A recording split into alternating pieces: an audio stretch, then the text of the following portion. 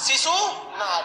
कौन सा वंश? शिशुनाग वंश। शिशुनाग वंश के संस्थापक, शिशुनाग वंश के संस्थापक शिशुनाग। इस वंश का अगला शासक कालाशोक। कौन था? कालाशोक। इस वंश का अगला शासक नंदी। कालाशोक के बाद नंदी वर्मन। इस वंश का अगला शासक नंदी वर्मन। देखिए इसके समय राजधानी क्या थी? पटना थी। क्या थी? पटना।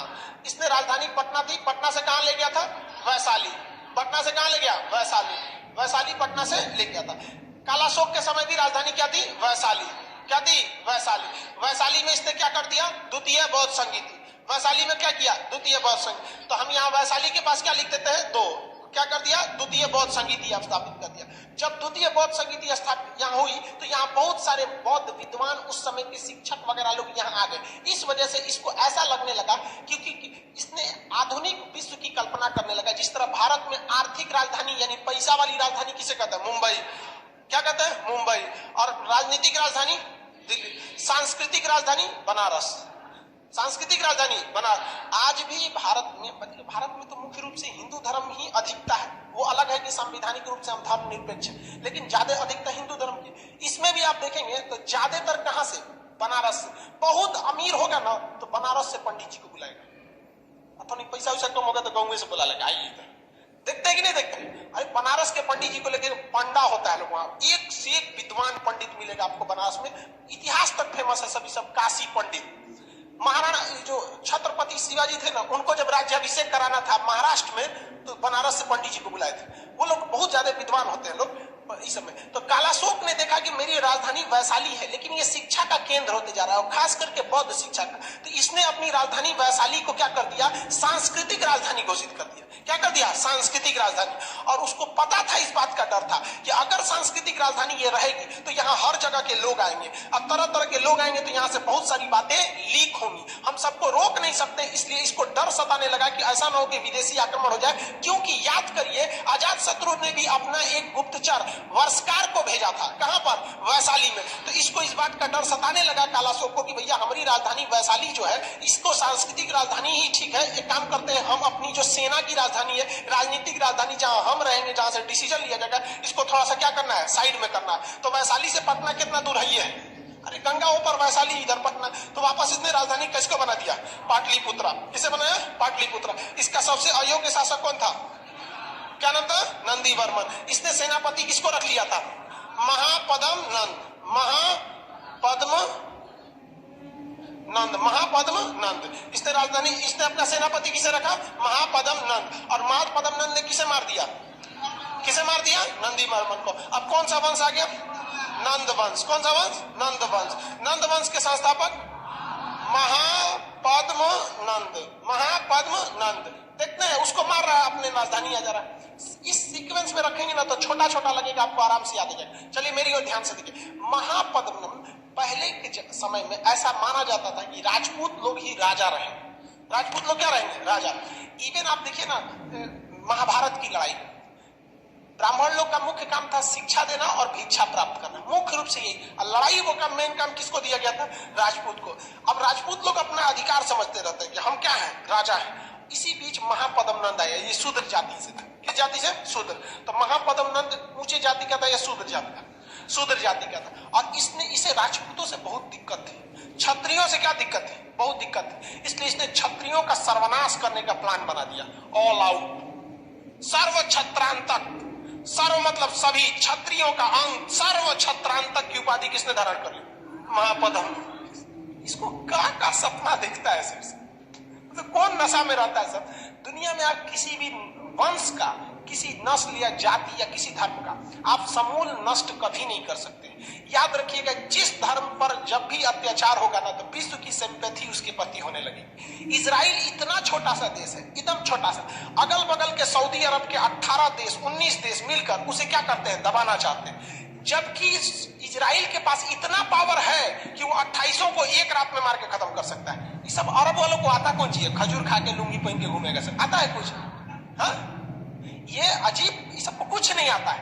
लेकिन इतिहास गवाह है कि जब आप कभी भी किसी व्यक्ति को मारिएगा तो क्राइम कहलाएगा, लेकिन पूरे समूह को मारिएगा तो क्राइम नहीं, आप खुद अपराधी हो जाएंगे, आपको नरसंहार की श्रेणी में गिना जाएगा और वह व्यक्ति के प्रति पूरी दुनिया का संभावना मतलब संवेदना आ जाएगी। इजराइल बहुत पावरफुल है और सबको कचर के मारता है, लेकिन फिर भी लोग सहानुभूति किसके प्रति रखते हैं? इजराइल के प्रति, क्योंकि वो देख रहा है कि बाकी अरब वाले इजराइल को हराना नहीं चाहते हैं, इजराइल का नाश करना चाहते हैं। तो वही यही करना चाहता था। कौन? महापद्मनंद क्षत्रियों का नाश करना चाहता था। कौन सी उपाधि धारण किया था? सर्व छत्रांतक। कौन सी उपाधि? सर्व छत्रांतक। कौन सी उपाधि? सर्व छत्रांतक। याद रहेगा, सर्व छत्रांतक की उपाधि। तो यहां हम लिख देते हैं सर्व छत्रांतक। क्या मिटा पाएगा? कौन नहीं मिटा? इसने कलिंग पर आक्रमण कर दिया। किस पर आक्रमण किया? कलिंग पर। और कलिंग पर आक्रमण करके एकराट की उपाधि धारण किया। किसकी उपाधि? एकराट की उपाधि। कलिंग पर आक्रमण करके किसकी उपाधि? एकराट, एकलौता राजा, बड़का राजा। कलिंग पर, कलिंग से जुड़ा ढोल था पहले, जो आता था बजा के चल जाता था। ढोल टाइप का हो गया, जिसके पीछे एक रीजन था। कलिंग वर्तमान समय में उड़ीसा के पास है। उस उड़ीसा में जंगल बहुत ज्यादा होते थे और उस समय जो बहुत वीआईपी होता था, बढ़ई का काम कराता था। आज भी देखिएगा ना, बढ़िया बढ़िया घर में लकड़ी के शीशे मतलब दरवाजा चौखट से बहुत महंगा आता है। नॉर्मल आदमी लोहा वहा लगवा देता है, जो लकड़ियां बहुत महंगा मिलता है। तो हर व्यक्ति कलिंग जीतना चाहता था, क्योंकि उसे लकड़ी मिल सकती थी और कलिंग में हाथी मिल सकती थी। और उस समय हाथी समझिए आज के समय में अर्जुन टैंक, उस समय हाथी थी। तो उसी के लिए बेचारा कलिंग पर हर कोई आक्रमण कर देता था। तो महापद्मनंद किस जाति का था? शूद्र। इसने क्षत्रियों का अंत करने का सोचा। कौन सी उपाधि धारण किया? सर्व छत्रांतक। कौन सा? सर्व छत्रांतक। कलिंग जीत के कौन सी उपाधि धारण किया? एकराट। कौन सी उपाधि? एकराट। कलिंग जीतने के बाद उपाधि एकराट की उपाधि। इसका बेटा था जिसका नाम था धनानंद। बेटा का नाम धनानंद। बेटा का नाम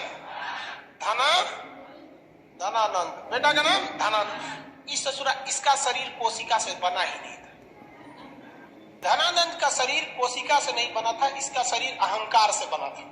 उसके अंदर ईगो बहुत ज्यादा था, मत पूछिए। शराबी बहुत बड़का था, दिन भर शराब पीते रहता था, ऑर्केस्ट्रा में नाचते रहता था, ऑर्केस्ट्रा देखते रहता था धनानंद भाई। जिस दिन राजा जो रहेगा ना, राजा जो बड़े लोग होते हैं, इन्हें मतलब समाज से ज्यादा मतलब नहीं होना चाहिए। आप देखिए, राजनीतिक बात तो नहीं करना चाहिए, लेकिन देखिए मोदी जी बंगाल चुनाव में बिजी, जेपी नड्डा आसाम में बिजी है, अमित शाह कर्नाटक में बिजी है, तेलंगाना में, और राहुल गांधी मछली मार रहा है, कहेगा ईवीएम हैक हो गया।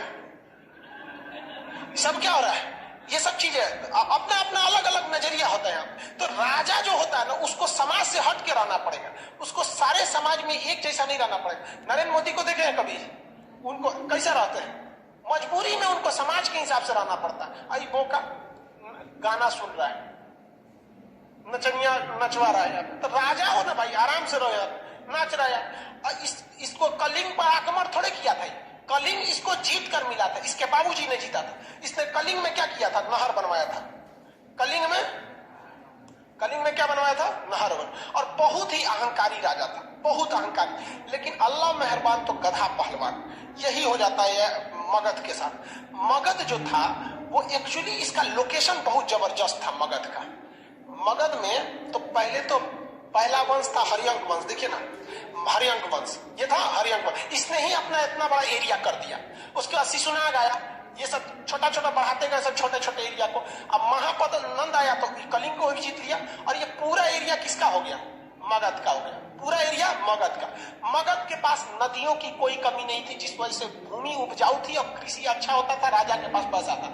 झारखंड वाला एरिया भी मगध में ही आ गया था, कोयला लोहा हाथ सब चीज वहां से मिल जाता था, हाथी के दांत लकड़ी हर चीज मिल जा सकता था।